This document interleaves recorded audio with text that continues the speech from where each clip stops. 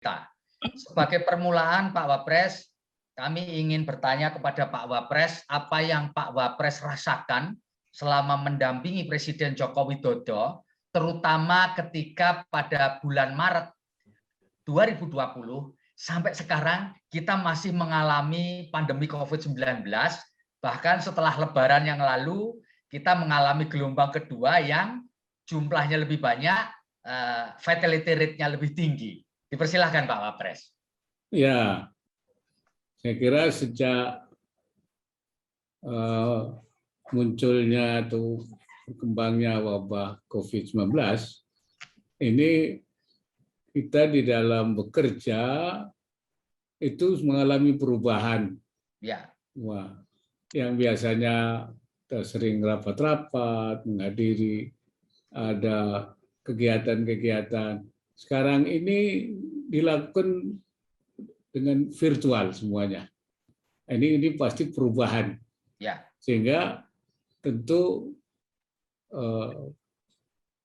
ini juga dirasakan oleh semua pihak. Ya. Tapi saya melihat bahwa adanya kehidupan seperti ini kan mempercepat kita dalam rangka digitalisasi di segala, bukan hanya kegiatan kenegaraan, juga pendidikan juga, kemudian juga perekonomian juga, perbelanjaan juga dilakukan virtual.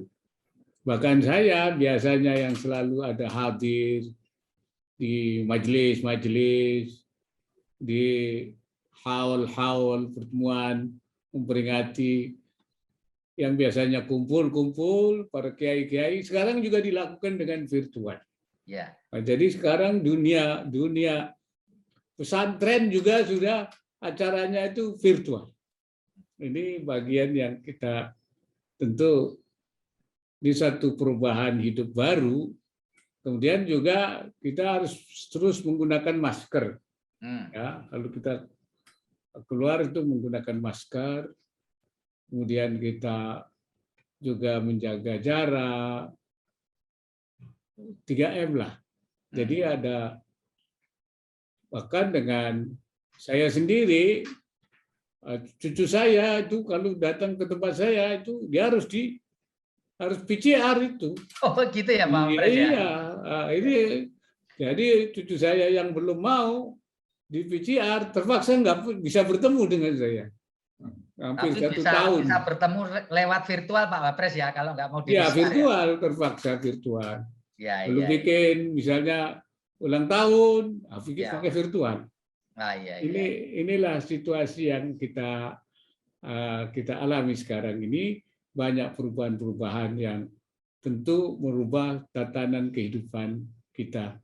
Dan juga karena biasanya orang kan selalu ingin berjalan-jalan, weekend, terpaksa kan harus dikurangi.